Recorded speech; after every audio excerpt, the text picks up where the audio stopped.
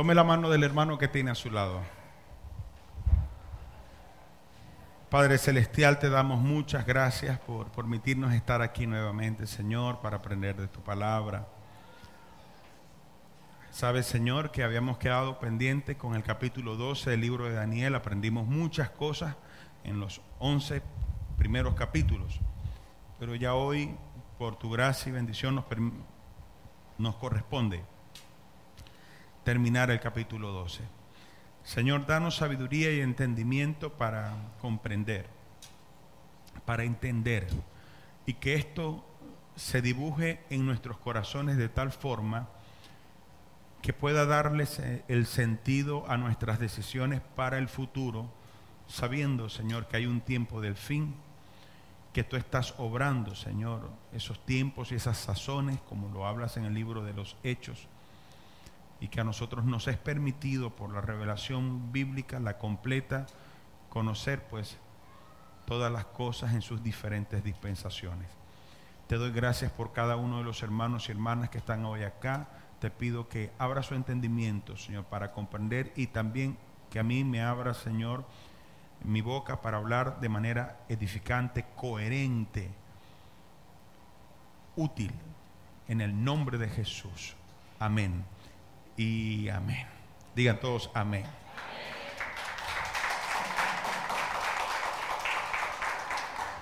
Denle un abrazo al hermano que tiene a su lado, por favor, y denle una palabra que le haga sentir bienvenido en este lugar.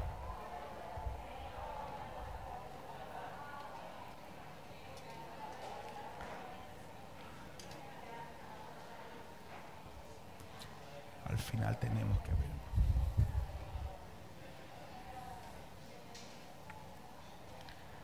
De todas maneras, Luis, sosténeme esto y ahora te voy a explicar qué es. Bueno, hermanos, tuvimos una pausa larga, ¿verdad? Por el asunto navideño, que no nos permitió terminar el capítulo 12, y veníamos bien, estudiando bien, porque llevamos una continuidad que nos permitió tener frescos ciertas cosas, ¿verdad?, del libro de Daniel. Pero el capítulo 12 es un capítulo corto, y podemos hacer, si queremos, un pequeño recuento del capítulo 11 para entrar al capítulo 12. Recuerden que en el capítulo 11 se comienza a hablar a Daniel de lo que sería el paso del reino de los babilonios a los medopersas, luego a los griegos, las luchas que habrían entre los griegos, ¿verdad? Cómo prevalecería el rey del norte sobre el rey del sur. Recordamos que en el norte está Siria y en el sur estaba Egipto, ¿verdad? Y cómo habrían unas incesantes luchas y guerras entre ellos, en donde pues por un tiempo permanecían o prevalecían los sirios, y por otro tiempo prevalecían los egipcios. Encontramos la figura de un hombre llamado Antíoco Epífanes, que era un sirio, y quien es figura, por lo que ya nosotros leímos en el Evangelio de Lucas, es figura del anticristo. Pero luego, cuando entramos al verso 36 del capítulo 11 de Daniel, encontramos que la historia o el personaje de quien comienza a hablarse es diferente, y se refiere de él de manera diferente a como se viene señalando a los otros reyes, cuando se habla el rey del norte, el rey del sur. Y vamos a leer desde el verso 36 para refrescar ciertas cosas. Dice: y el rey hará su voluntad. Aquí no se especifica si es el rey del norte o del sur, siendo este un personaje completamente diferente a los otros que se han venido hablando desde el versículo 5 en adelante. Y se ensoberbecerá y engrandecerá sobre todo Dios, y contra el Dios de los dioses hablará maravillas, y prosperará hasta que sea consumada la ira, porque lo determinado se cumplirá. Del Dios de sus padres no hará caso, ni del amor de las mujeres, ni respetará a Dios alguno, porque sobre todo se engrandecerá. Una de las cosas que yo les enseñé en la última clase fue que ninguno de los reyes que han habido, sean en el norte o en el sur, ninguno de ellos ha sido un ateo. Todos ellos han tenido dioses. Es como este, ¿verdad? Que dice que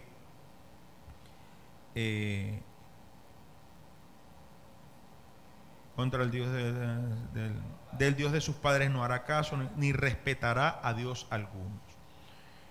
Una de las cosas que, por ejemplo, Antíoco Epífanes hizo cuando él llegó cuando él entró en el lugar santísimo, fue que él levantó una estatua de Júpiter en su lugar, lo cual daba fe de que era un hombre de que tenía idolatría.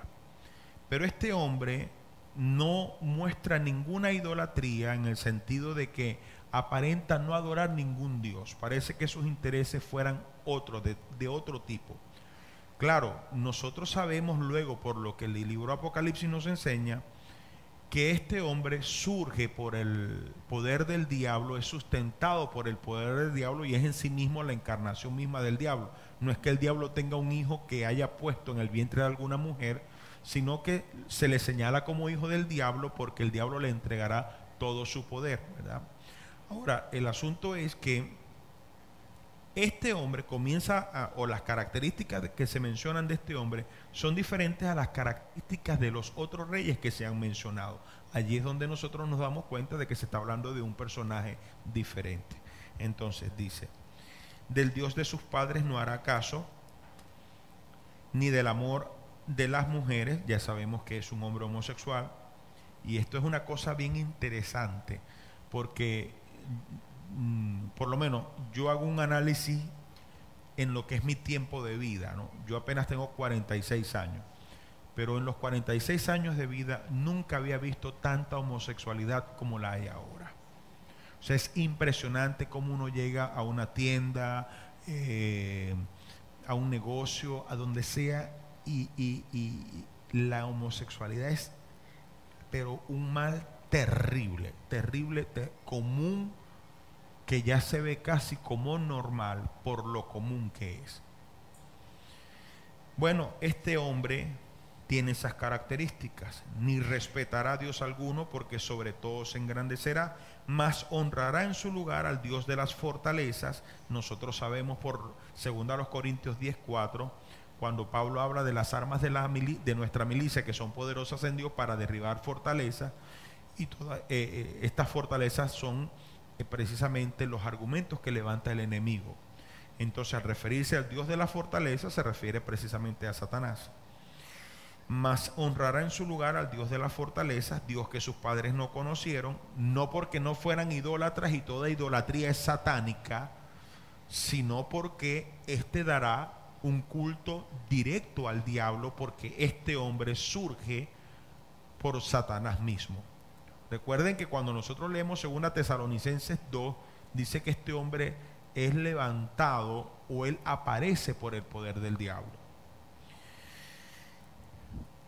Lo honrará con oro y plata, con piedras preciosas y con cosas de gran precio. Con un Dios ajeno se hará de las fortalezas más inexpugnables, y colmará de honores a los que le reconozcan, y por precio repartirá la tierra. Pero al cabo del tiempo, el rey del sur contenderá con él, y el rey del norte se levantará contra él como una tempestad. Aquí ya marca una diferencia, porque usualmente nosotros vemos al rey del norte como el rey de Siria. Y aquí se están hablando de 3 reyes diferentes: el anticristo, el rey del norte y el rey del sur. El sur por Egipto, el norte, en este caso, hasta ahora lo hemos estudiado como Siria. Pero en esta ocasión ya no se refiere a Siria. Sabemos que el anticristo, las informaciones bíblicas nos dan a entender que es un hombre de Siria, porque Antíoco Epífanes, que es su símbolo, su tipo, fue un sirio. Entonces, por lo tanto, como este es su tipo, puede ser, ¿verdad? Lo más seguro es que el anticristo sea un sirio. Pero habla del rey del norte, y en el norte nosotros tenemos dos naciones que se van a sumar en el Armagedón, estas 10 naciones que harán guerra contra Israel. Dos de ellas son Turquía, que Turquía está más hacia el norte que la misma Siria, y está la parte de la Rusia sur occidental, que también está mucho más hacia el norte. Entonces no sabemos si se trate de los turcos o de los rusos. Mi forma de pensar me indica que sean los rusos por su preparación militar, cosa que vamos a ver nosotros en el libro Apocalipsis. Mi investigación me permite no determinar, sino, ¿cómo se dice?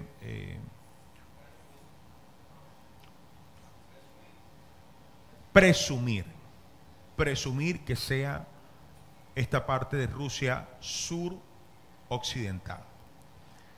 Entonces dice: pero al cabo del tiempo el rey del sur contenderá con él, y el rey del norte se levantará contra él como una tempestad, con carros y gente de caballo. Esto es símbolo de preparación armamentista, guerra, y muchas naves, y entrará por las tierras e inundará y pasará. Entrará a la tierra gloriosa, y muchas provincias caerán, mas éstas escaparán de su mano: Edom y Moab y la mayoría de los hijos de Amón.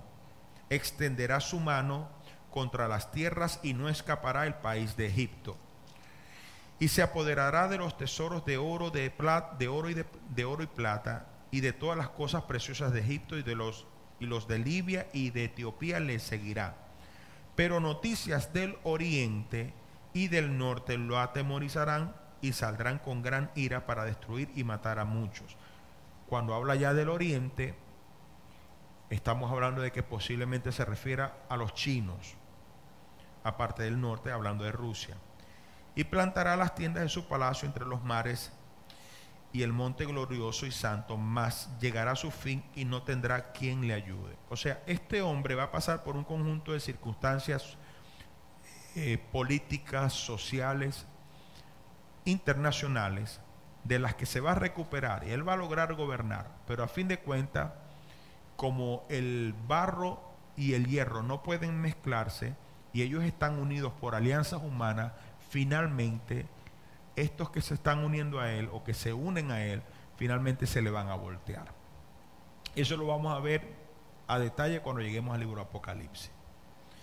Entonces, ya teniendo este contexto, se entra. Recuerda que el Señor está hablándole a Daniel algunas cosas que van a suceder, y son cosas que Daniel no entiende, y cosas por las que el Señor tampoco se preocupó que él las entendiera, que en todo caso aparecen escritas para que llegaran a nuestros tiempos, y ya nosotros con la revelación completa. Porque recuerden, esto es algo importante que ustedes deben saber en el estudio de la Biblia.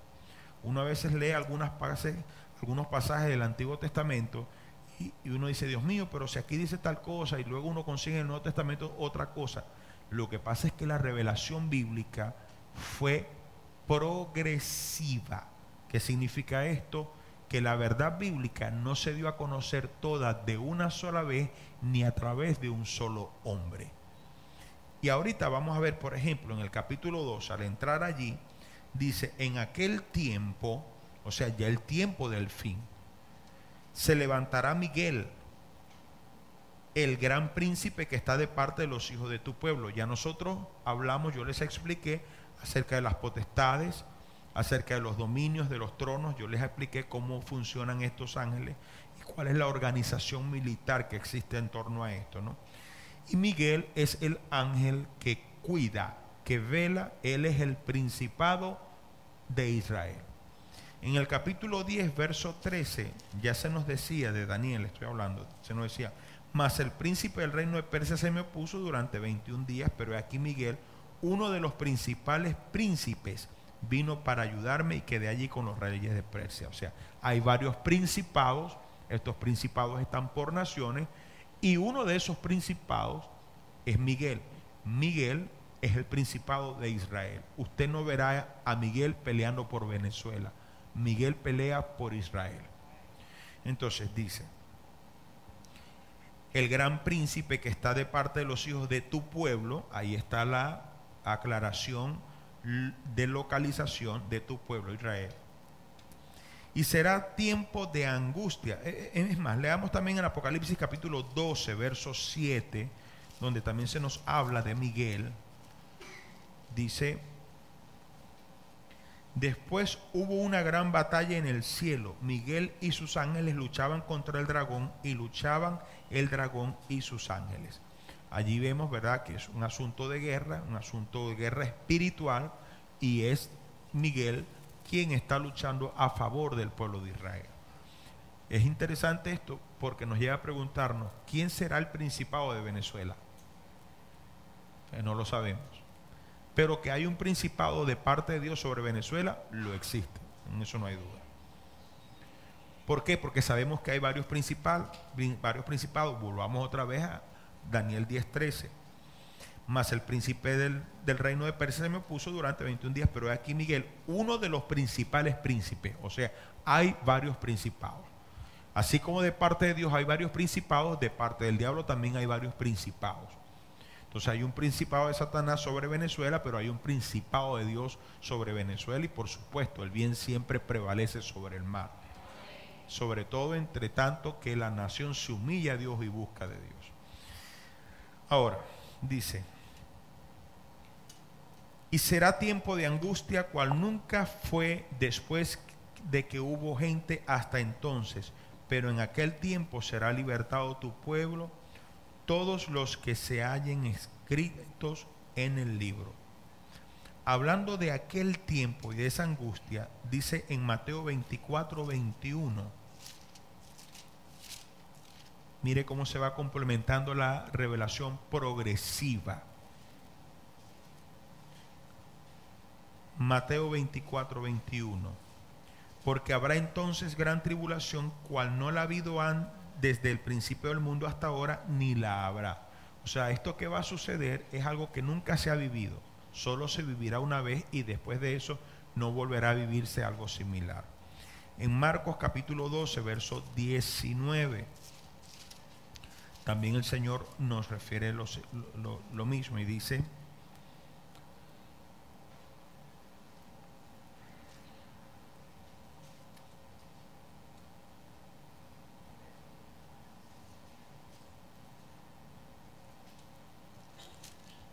ups.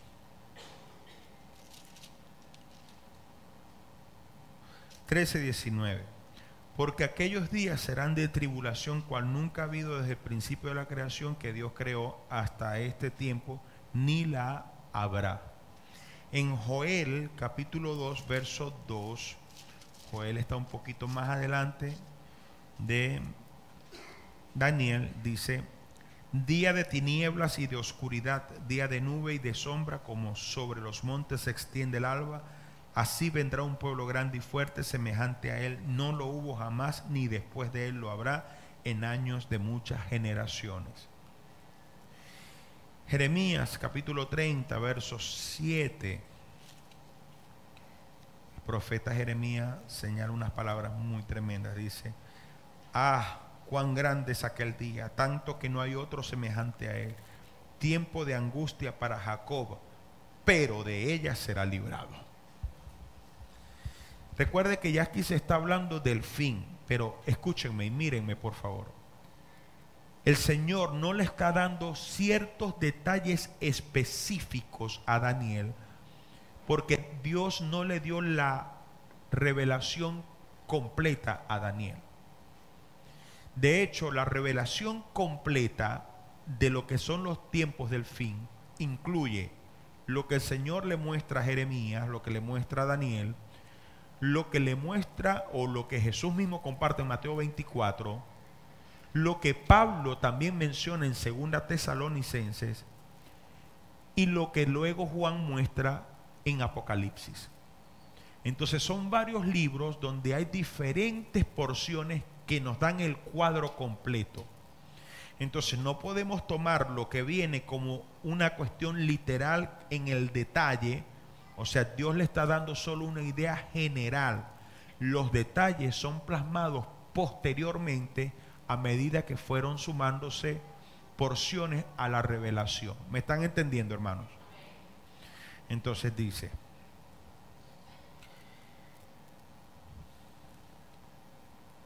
Pero en aquel tiempo será libertado tu pueblo, todos los que se hallen escritos en el libro. Esto es importante. Viene un tiempo de liberación para Israel, pero ese tiempo de liberación es para los que se hayan inscritos en el libro. En el capítulo 10, verso 21, se nos habla de ese libro, lo llaman el libro de la verdad. Dice, pero yo te declararé lo que está escrito en el libro de la verdad. Ahora, en el libro de Apocalipsis, capítulo 20, versículo 15, dice, y el que no se halló inscrito en el libro de la vida fue lanzado al lago de fuego. Entonces, aquí está hablando de justicia y juicio. Justicia para los que creyeron en Jesucristo y juicio para los que no creyeron en Jesucristo. Pero pareciera que cuando se le habla a Daniel fuera un evento que suceden las dos cosas a la vez. Pero por lo que nosotros sabemos de Apocalipsis 20, las dos cosas no suceden a la vez. De hecho, según Daniel, pareciera que hubiese una sola resurrección, pero Apocalipsis 20 me habla de dos resurrecciones y de hecho me señala, bienaventurados los que participan de la primera, porque la muerte segunda no tiene potestad sobre ellos. ¿Me están entendiendo? Sigamos leyendo. Y muchos de los que duermen en el polvo de la tierra serán despertados, unos para vida eterna y otros para vergüenza y confusión perpetua. Pareciera que cuando dice, y muchos de los que duermen en el polvo, pareciera dar a entender como que no todo el mundo se va a despertar. Pero lo que está diciendo es que muchos de los que duermen en el polvo, muchos van a despertar para vida eterna. El resto va a despertar para vergüenza y confusión perpetua. Vamos por favor a Apocalipsis capítulo 20 para que lo entendamos mejor.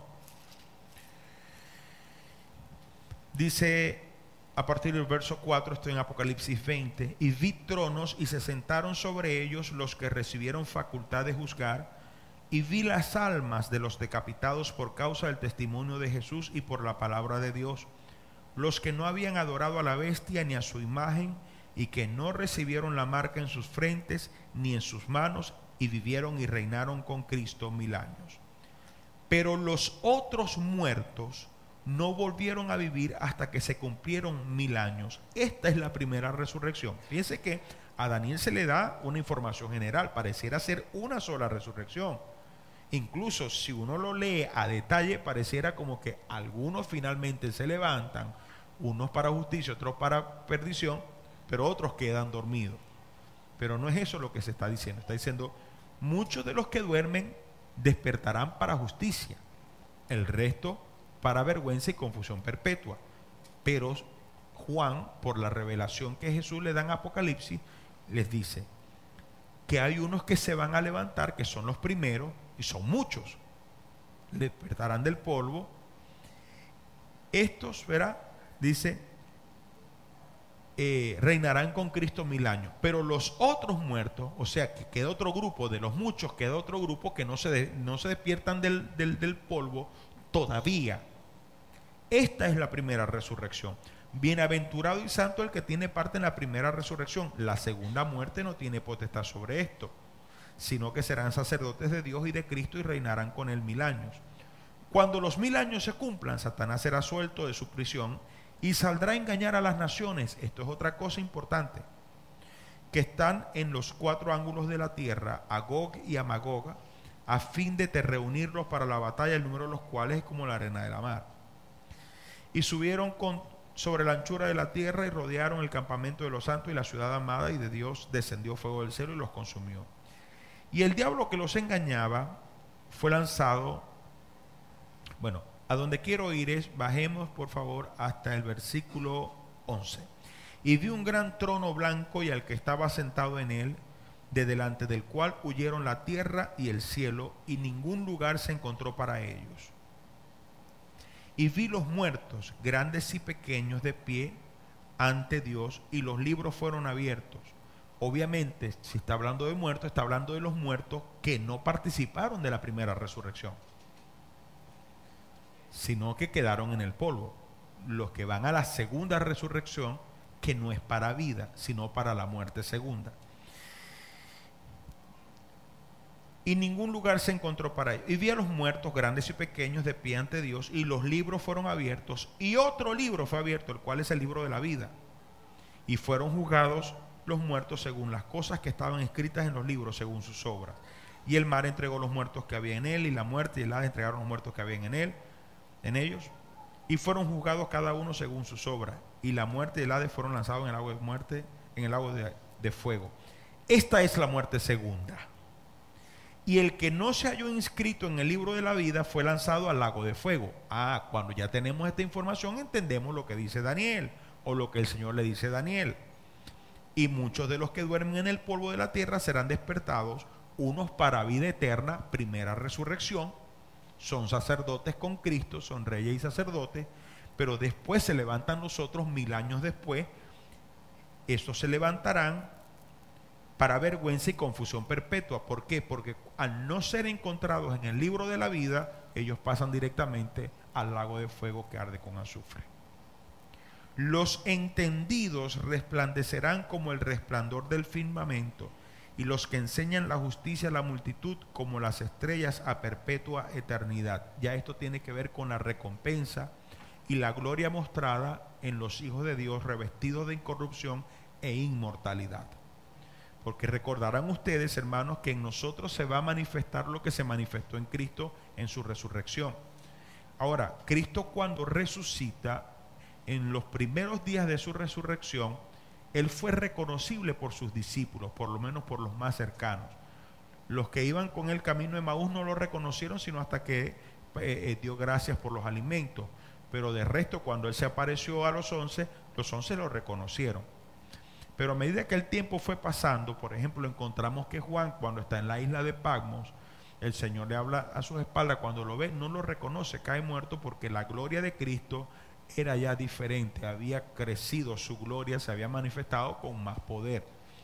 Entonces se espera que en nosotros suceda lo mismo, que en nuestra transformación, cuando seamos revestidos de inmortalidad e incorrupción, posteriormente habrá un nivel de gloria que hará que los entendidos resplandezcan como el resplandor del firmamento, y los que enseñan la justicia a la multitud, aquellos que tenemos la responsabilidad de enseñar, van a resplandecer como las estrellas a perpetua eternidad.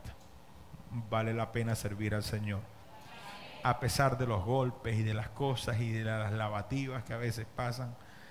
Pablo dice esto: teniendo tan excelente peso de gloria, todo esto lo tenemos por basura. Ahora miren estas palabras que dice el Señor a Daniel: pero tú, Daniel, cierra las palabras y sella el libro hasta el tiempo del fin.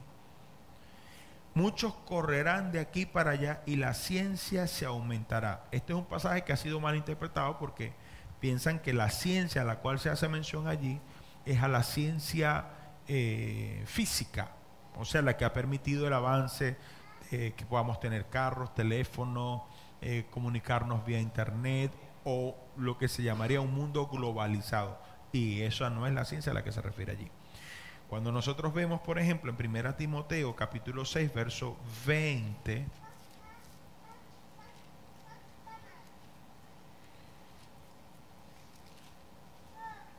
oh Timoteo, guarda lo que se te ha encomendado, evitando las profanas pláticas sobre cosas vanas y argumentos de la falsamente llamada ciencia. Ya desde los tiempos de Pablo, la ciencia había comenzado su actividad, se le llamaba falsa. ¿Por qué? Porque 2 Timoteo capítulo 4 versos 3 y 4 nos indican: porque vendrá tiempo cuando no sufrirán la sana doctrina, sino que teniendo comezón de oír, se amontonarán maestros conforme a sus propias concupiscencias, y apartarán de la verdad el oído y se volverán a las fábulas. Esta es la falsamente llamada ciencia, un supuesto conjunto de conocimientos, de doctrinas, de revelaciones apostólicas proféticas del nuevo tiempo, de la nueva era, que no conoce todo el mundo, sino que conocen ciertos iluminados de esta entonces, mientras que los demás que no andamos en eso somos, ¿cómo es que lo llaman? Religiosos. Pero también dice en 1 Timoteo capítulo 1 versos 5 al 7: pues el propósito de este mandamiento es el amor nacido de corazón limpio y de buena conciencia y de fe no fingida, de las cuales cosas, desviándose algunos, se apartaron a vana palabrería, queriendo ser doctores de la ley sin entender ni lo que hablan ni lo que afirman. Ustedes recordarán que yo les he comentado muchas veces como un día yo llamé a la gente de Enlace porque yo dije, quizá yo desconozco algo de la Biblia, aunque yo leo la Biblia, la estudio y con humildad digo, conozco un poco de ella. Y dije, pero a lo mejor yo dejé pasar algo y no sé. Y llamé a la gente de Enlace para que me explicaran cuál era el fundamento escritural de esto de hacer pactos con Dios. Y entonces finalmente hablé con el hijo de un pastor que también estaba pastoreando, y después que me tuvo 27 minutos hablando tratando de explicarme sus argumentaciones, su respuesta fue, hermano, mire, yo no sé cómo explicarle esto, lo único que yo le puedo decir es que esto de que funciona, funciona. Es lo que Pablo llama, dice, no saben, no entienden ni lo que dicen ni lo que afirman. O sea, no tienen un fundamento escritural para poder fundamentar, valga la redundancia, lo que están declarando. A eso se le llama la ciencia, el aumentar de la ciencia o la falsamente llamada ciencia. Hoy por hoy, queridos hermanos, cualquier hermano que se ponga bravo en una iglesia va y arma su tarantín y arma su iglesia con sus propios argumentos, porque bueno, le parece que así es como se deben hacer las cosas y no como se están haciendo en la iglesia donde ellos asistían. Y como hay gente que tiene comezón de oír, entonces vaya, asiste a ese tipo de congregaciones. Eso dice el Señor que en los tiempos finales habría de aumentar, lo cual es una de las señales evidentes, características de lo que es el tiempo del fin. Una de las cosas evidentes, escriturales, que la Biblia nos menciona que sucederá en el tiempo del fin, será la aparición de un fenómeno espiritual llamado apostasía, la gente apartándose de la fe. Pablo los llama náufragos en cuanto a la fe. ¿Por qué? Porque se saldrán de la fe para entrar en argumentos que no pueden ser demostrados bíblicamente. Eso ustedes y yo sabemos ya está sucediendo. ¿Cómo nosotros podemos, por ejemplo, justificar la existencia de una iglesia que comenzó como una iglesia evangélica radical y hoy por hoy se ha convertido en una iglesia anglicana, apostólica, romana, con cuestiones que hasta muñecos de adoración y bautizos de niños allí se tienen? Pero lo triste no es tanto que exista la iglesia, sino que haya la gente que asista a la iglesia a escuchar y a apoyar esas cosas. Es lo que el apóstol Pablo señala como una señal evidente de los tiempos finales de la iglesia sobre la tierra, lo cual indica también el final de la dispensación de la gracia. Una vez que esta dispensación termine y la iglesia sea arrebatada, entonces se dará continuidad a la dispensación del dominio gentil sobre Israel, para que se cumplan los 7 años que faltan de las 70 semanas que habló el Señor a Daniel, ¿verdad? Que se refieren a los 10 dedos que son de hierro mezclado con barro. Dice, pero tú, Daniel, cierra las palabras y sella el libro hasta el tiempo del fin. Muchos correrán de aquí para allá y la ciencia se aumentará. Otros dicen que esa ciencia se aumentará se refiere a que en los tiempos finales mucha gente va a estar buscando aprender cosas apocalípticas. Y la verdad que no es un concepto que esté muy distante de la verdad, sobre todo cuando consideramos que canales como History Channel, Discovery Channel, National Geographic están poniendo como nunca programas que tienen que ver con lo apocalíptico.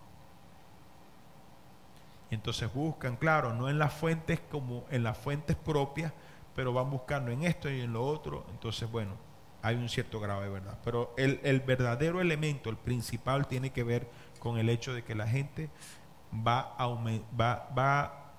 aumentar en seguir las falsas doctrinas.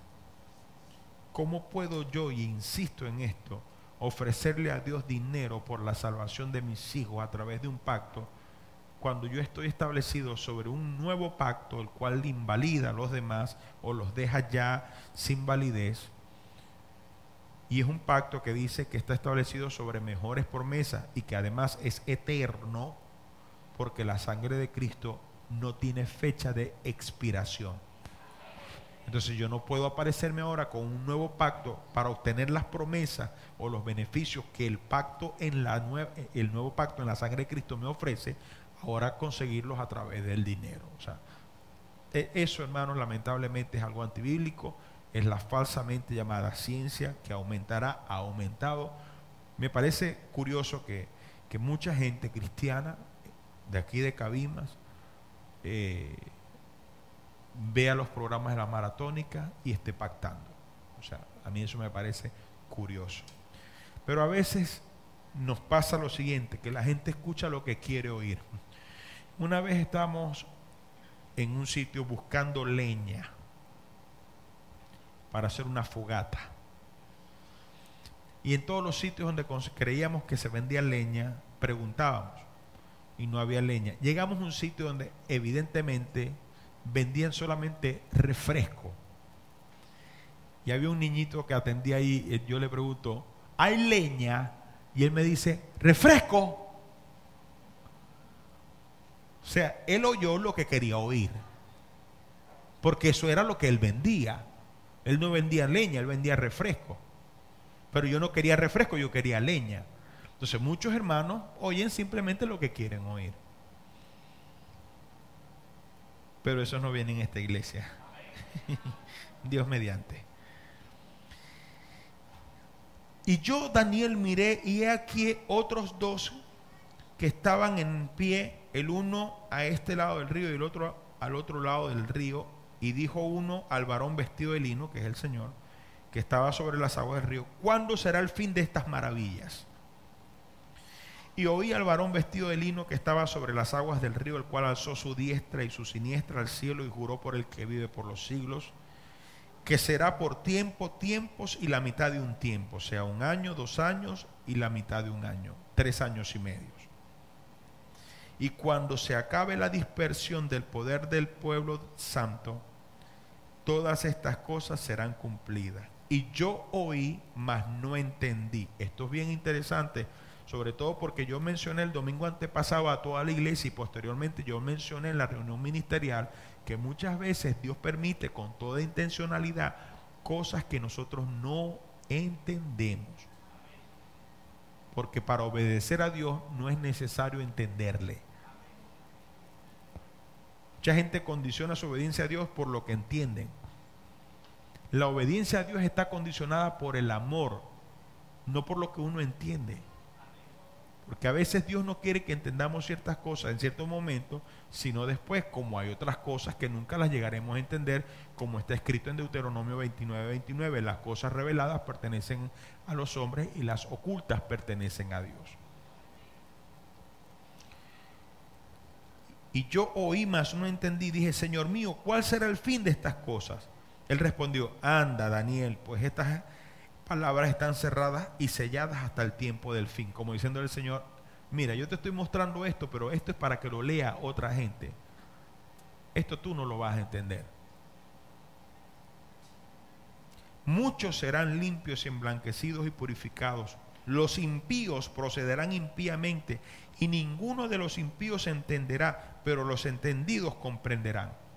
O sea que surgiría en su tiempo, como de hecho surgió hace cientos de años, quienes comenzaron a interesarse por la profecía de Daniel y la entendieron, y en su entendimiento han emblanquecido sus ropas, se han consagrado más al Señor. Y desde el tiempo que se ha quitado el continuo sacrificio hasta la abominación desoladora habrá 1290 días. Esto es 3 años y 7 meses.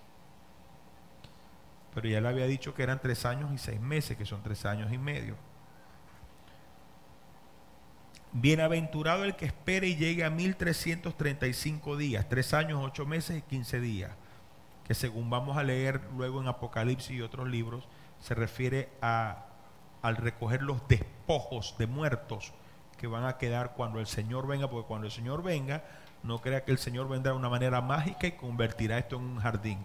Cuando el Señor venga, Él acabará con los enemigos de Israel y durante unos meses nosotros tendremos que ayudar a apilar cuerpos y a enterrarnos.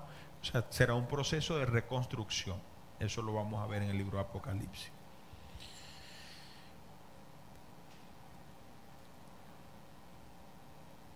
Bienaventurado el que espere y llegue a 1335 días, 3 años, 8 meses y 15 días. Y tú irás hasta el fin y reposarás y te levantarás para recibir tu heredad al fin de los días. A Daniel se le dice, mira, esto se te está diciendo no para que lo entiendas, sino para que aparezca para las generaciones futuras, pero por lo menos ten este consuelo. Tú vas a estar dentro del grupo de los que van a recibir una heredad. Tú estás dentro de los muchos que resucitarán para gloria. Y así termina el libro de Daniel. Es interesante que el libro termine con una revelación de parte del Señor que a Daniel no se le permitió entender. Y como les dije antes, hermanos, y vuelvo a señalárselos hoy, entender el libro de Daniel es la clave para entender la profecía escatológica de la Biblia. Si no entiendes o no conoces la profecía de Daniel, se te va a hacer muy difícil entender muchas cosas de la profecía apocalíptica. No solamente la que está en el Apocalipsis, sino por ejemplo pasajes como Mateo 24 y 25, el libro de Judas. O sea, no los vas a poder entender sin que entiendas esto. Entonces, ya habiendo entendido esto y asumiendo yo que ustedes tienen fresco el conocimiento de los capítulos, de los 12 capítulos en general, ¿verdad? Todo lo que estudiamos a lo largo de esos capítulos, cuando ya entremos al libro de Apocalipsis, muchas cosas van a ser más fáciles para nosotros de entenderla, porque ya tenemos un contexto, tenemos la llave que abre el entendimiento del resto de la profecía. Cuando llegamos a Apocalipsis, al libro de Apocalipsis, encontramos los detalles con precisión de cómo se va a dar, o sea, cómo llegamos a esos 3 años y medio, o mejor, a los 7 años, ¿verdad? Pero propiamente a los 3 años y medio de gran tribulación. Cómo surge el anticristo, cómo sabemos que es Sirio, todas estas cosas las vamos a entender con mayor facilidad, como a menos que no hubiésemos entendido o leído el libro de Daniel en sus 12 capítulos. Amén. Bueno, si tienen alguna pregunta relacionada con lo que enseñé, le pido que levante su mano y me diga. Carlos. Uh-huh.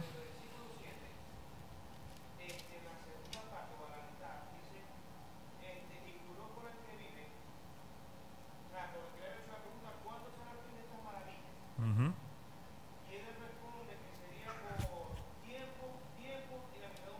Uh-huh. Uh-huh.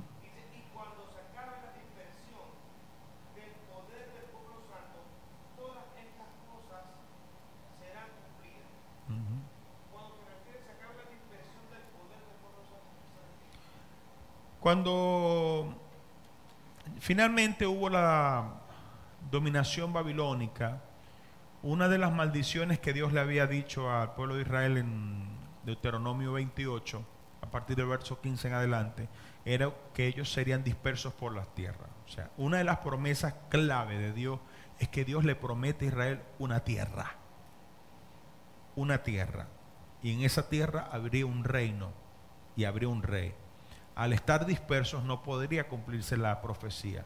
Mientras el pueblo de Israel esté disperso, no se puede cumplir la profecía, esa promesa que Dios les hizo. Entonces, para que ellos puedan, o para que esa profecía pueda cumplirse, todo Israel tiene que volverse a reunir. Entonces, los eventos que van a suceder en ese entonces harán que el pueblo de Israel, por doquiera que se encuentre, quiera volver nuevamente a Israel. A mí me llamó la atención que hacen, si no estoy equivocado, 2, 3 años, los israelitas de Argentina comenzaron a emigrar a Israel. Me llamó mucho la atención.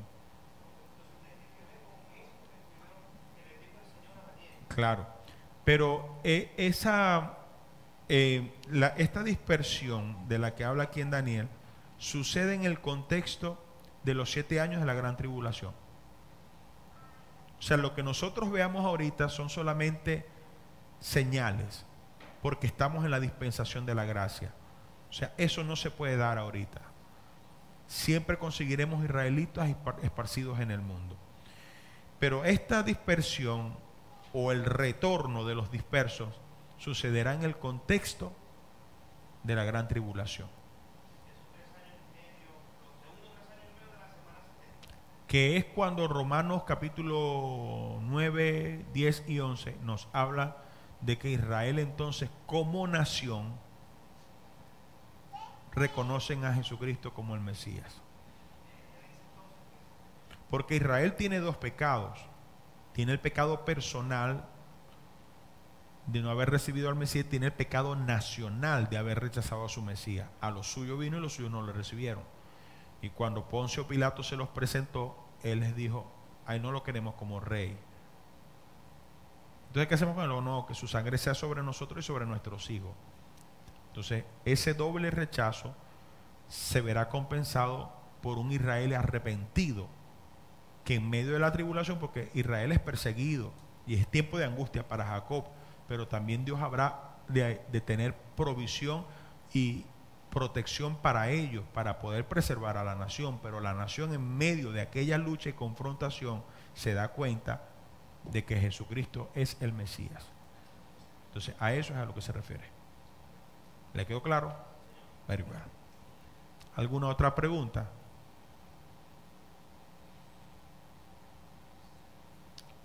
O hablé muy claro, o les da pena, o tienen frío. ¿No hay más preguntas? Ok.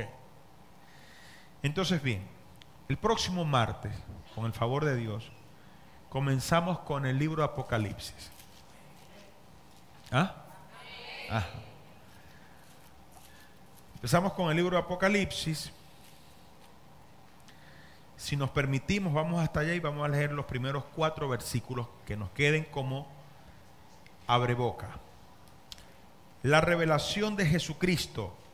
Esto es importante. Lo que se revela, lo que se muestra, no fue sino por obra de el Hijo de Dios, que Dios le dio para manifestar a sus siervos las cosas que deben suceder pronto, y la declaró enviándola por medio de su ángel a su siervo Juan, que ha dado testimonio de la palabra de Dios y del testimonio de Jesucristo y de todas las cosas que ha visto. Bienaventurado el que lee y los que oyen las palabras de esta profecía y guardan las cosas en ella escritas, porque el tiempo está cerca.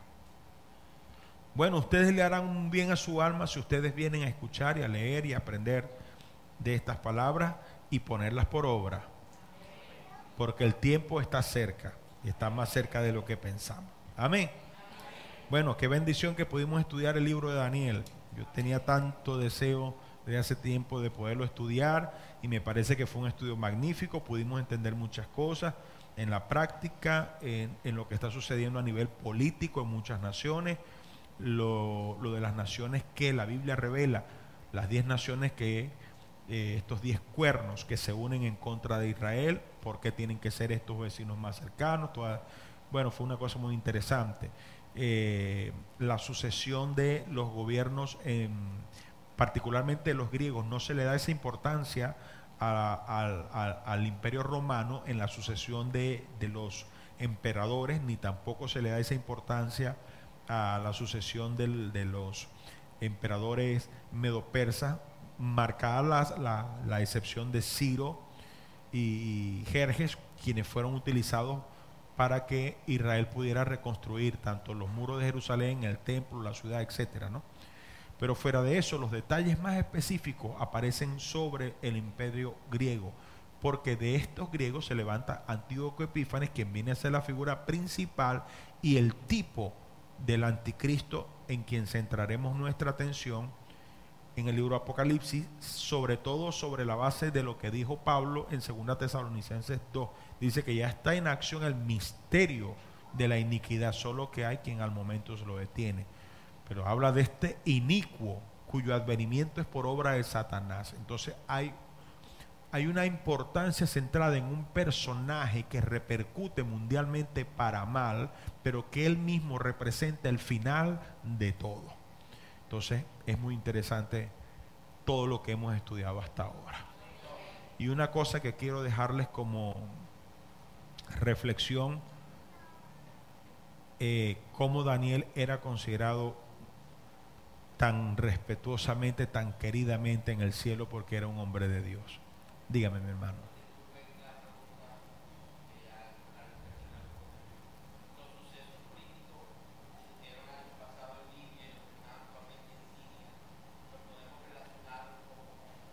Sin duda, sin duda. Le voy a explicar. Vamos a 2 Tesalonicenses capítulo 2. Mientras tanto, vamos a apagar estos dos aires. Ya vamos a terminar y el frío no se aguanta. 2 Tesalonicenses capítulo 2. Verso 1 en adelante. Dice: pero con respecto a la venida de nuestro Señor Jesucristo y nuestra reunión con Él, os rogamos, hermanos, que no os dejéis mover fácilmente vuestro modo de pensar, ni os conturbéis, ni por espíritu, ni por palabra, ni por carta, como si fuera nuestra, en el sentido de que el día del Señor está cerca.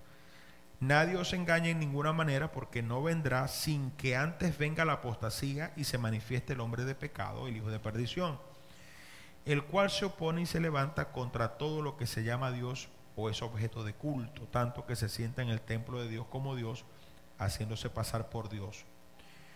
¿No os acordáis que cuando yo estaba todavía con vosotros os decía esto? Y ahora vosotros sabéis lo que lo detiene, a fin de que a su debido tiempo se manifieste. Porque ya está en acción el misterio de la iniquidad. Pablo está hablando de miles de años atrás, de por lo menos 2000 años atrás. Y él dice que ya el misterio de iniquidad estaba en acción. ¿Qué significa esto? Que a lo largo de los años, después de la muerte y resurrección de Cristo, los eventos políticos que se han desarrollado en el mundo llevan un solo propósito, como luego nosotros encontramos en Apocalipsis 16, si no estoy equivocado. Dice que aquellos reyes tienen un solo propósito: entregarle el reino al anticristo. Entonces, todo lo que está pasando actualmente está preparando el camino para ese entonces, porque las naciones en general, en todo el mundo, pero más particularmente las naciones que están alrededor de Israel, deben pasar por ciertos conflictos que les lleven a la necesidad de un líder que pueda sacarlos de la miseria y del, entre comillas, tercermundismo que ellos viven, porque eso que ellos viven es un mundo de películas, ¿no? Es una cosa que uno ve, ahí se bombardean, ahí ¿cómo se dicen? Los que se colocan bombas y se inmolan. Es una cosa de locura, una cosa que para la cultura nuestra no tiene razón de ser, ¿no? Pero lo que está pasando, por ejemplo, en Egipto, lo que ya sucedió en Egipto, lo que está sucediendo en Libia, lo que está sucediendo en Siria, que es mucho más delicado porque este gobernante está amarrado allí. Entonces, todo eso nos está enseñando a nosotros que esto es parte del misterio de iniquidad que está en acción para preparar el momento en cuando aquel hombre vaya a venir. Una de las cosas que yo veo es que este gobernante va a llegar a recibir una nación, una Siria que va a estar en la ruina, en todo sentido. Y por su forma de gobernar, él va a hacer que el país prospere, se levante, recibirá una herida, o sea, su economía y su poderío se verán afectados, pero él se recuperará de tal forma que todo el mundo va a querer que él los gobierne, porque es un hombre sabio en su forma de gobernar. Estos son los 3 años y medio de paz y seguridad que la Biblia habla. Luego es cuando él se voltea. Entonces, por supuesto, todo lo que está pasando, por eso yo les decía cuando estábamos estudiando el libro anteriormente, presten atención a todo lo que está pasando en el Medio Oriente, presten atención porque eso está relacionado con el futuro. No, eso no indica nada del presente, de que ya Cristo está aquí o que ya se va a dar la gran tribulación, no, pero esto es preparación para eso. Así como, por ejemplo, la venida de Jesucristo tuvo una preparación que se inicia, si se quiere, con Abraham. Todos los que tuvieron que después seguir los pasos de Abraham, entre los cuales está Isaac, el mismo Jacob, José, Moisés, Josué, David, Salomón, Ezequías, Josías, todos ellos, Zorobabel, todos ellos fueron preparación para que llegara esto, el Señor Jesucristo. Así todos estos gobiernos llevan una continuidad preparativa para eso, porque ya está en acción, y esto lo está hablando Pablo como dije 2000 años atrás. Ya está en acción el misterio de la iniquidad, solo que hay quien al presente lo detiene. Si por el diablo fuera, ya él manifestará su anticristo, pero tiene que suceder un conjunto de cosas. Primero, la culminación del periodo de la gracia, la dispensación de la gracia, para que luego suceda la otra, porque las cosas van a suceder como Dios dijo, no como el diablo las quiere. Entonces, exactamente. Es muy bueno que nosotros, o sea, sin marcar ningún tinte político, yo recomiendo, yo no sé si mi hermano verá ese programa, programa Dossier, que lo transmiten por el Canal 8. Ojo, yo no soy chavista, ¿okay? Ni tampoco soy de la oposición, yo soy cristiano. Pero de todos los programas noticiosos que hay en la televisión, ese es el único programa que habla de lo que está pasando por allá. Es más, fíjense que la misma Francia, para dolor de nosotros, está metido en los asuntos de Siria. Está metido allí. Entonces pero fíjense, el trasfondo humano, vamos a decirlo así, de esto es el petróleo. Pero el trasfondo espiritual es el anticristo. Claro. Entonces nosotros estamos hablando de tierras, de países donde hay petróleo. Entonces, ¿qué interés puede tener Rusia en Israel? Ninguno. Pero Israel es un punto de paso por donde el petróleo de los que están abajo tiene que pasar. Entonces ellos tienen que conquistar a Israel para que el petróleo pase. Entonces puede tener a los ojos humanos una connotación social o económica, mientras que nosotros sabemos por la Biblia que el real problema es de carácter espiritual.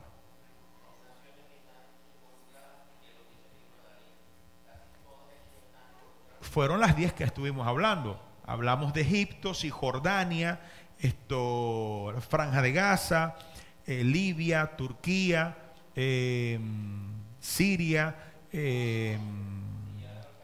Etiopía, Italia. Ajá. Ahora, ¿dónde tenemos nosotros a Francia?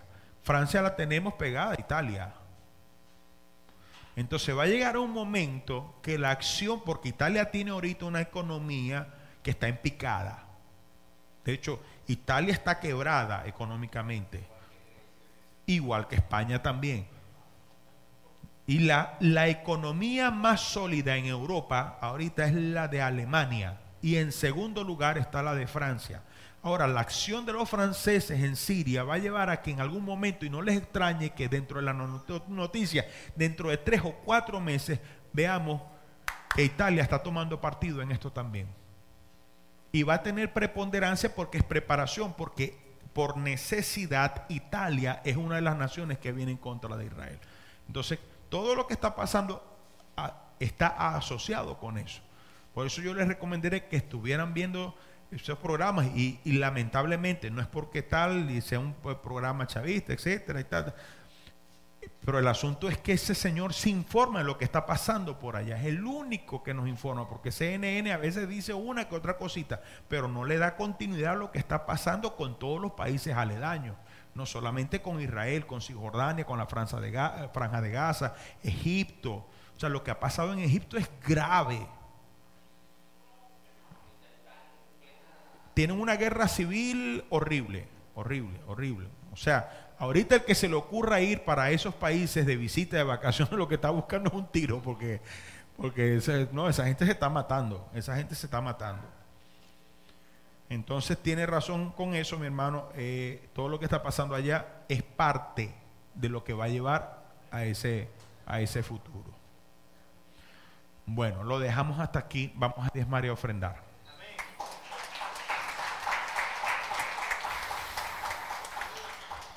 Samuel, ¿qué tenés ahí? ¿Qué es eso? Va a ver. Posada Villa Danieli. Oye, ¿será un mensaje subliminal? ¿Será que el papá me va a invitar a... te esperamos. Ah, bueno, yo voy.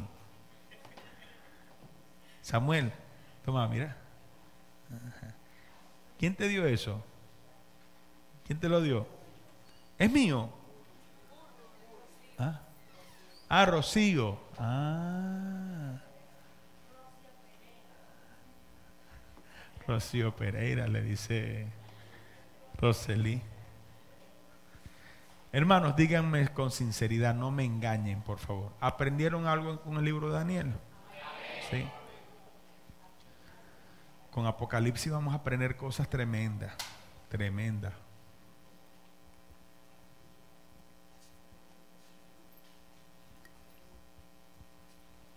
Los 4 jinetes del Apocalipsis, eso es tremendo.